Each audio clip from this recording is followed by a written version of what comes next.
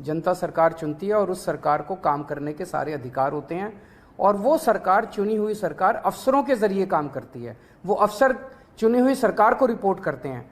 ये शायद दुनिया के इतिहास में पहली बार भारतीय जनता पार्टी ने ऐसा षड्यंत्र रचा है कि अब अफसर जो है वो चुनी हुई सरकार के ऊपर होंगे। क्यों?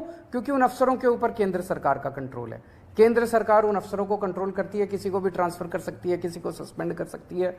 कि अफसरों के ऊपर केंद्र सरकार का कंट्रोल है और अफसर जो है वो मंत्रियों के ऊपर बैठेंगे। तो जैसे किसी भी डिपार्टमेंट में मंत्री जो है वो अगर कोई आदेश देगा तो अफसर डिसाइड करेगा कि आदेश सही है कि गलत है। अगर अफसर को लगता है कि आदेश सही नहीं है, अगर वो, तो ये बहाना मार के कि वो अफसर आदेश सही नहीं है, वो अफसर आदेश मानने से इनकार कर सकता है। सरकार कैसे चलेगी ऐसे?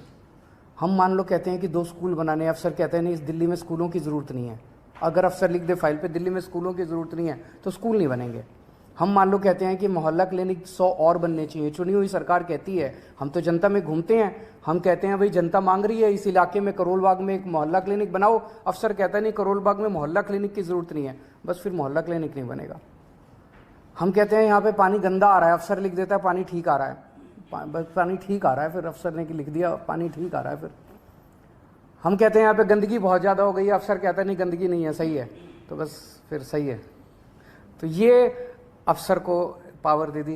कैबिनेट जितने निर्णय लेगी, कैबिनेट मतलब सुप्रीम बॉडी, चुनी हुई सरकार की सुप्रीम बॉडी, जिसमें सारे मंत्री होते हैं, मुख्यमंत्री उसका अध्यक्ष होता है। तो कैबिनेट जो भी निर्णय लेगी वो निर्णय सही है कि गलत है, ये चीफ सेक्रेटरी डिसाइड करेगा। तो चीफ सेक्रेटरी डिसाइड करेगा कैबिनेट ने निर्णय सही लिया कि गलत लिया, और फिर वो एलजी को रिकमेंड करेगा। एलजी उस पे कैबिनेट के किसी भी निर्णय को पलट सकता है। ये तो संविधान में भी नहीं दे रखा कि एलजी किसी भी निर्णय को पलट सकता है। इन्होंने नया एक संविधान बदल दिया और ये अथॉरिटी बनाई है कि अथॉरिटी के अंदर मुख्यमंत्री बैठेगा, मुख्यमंत्री के सर पे 2 अफसर बैठेंगे। तो ये एक बहुत बड़ा षड्यंत्र है।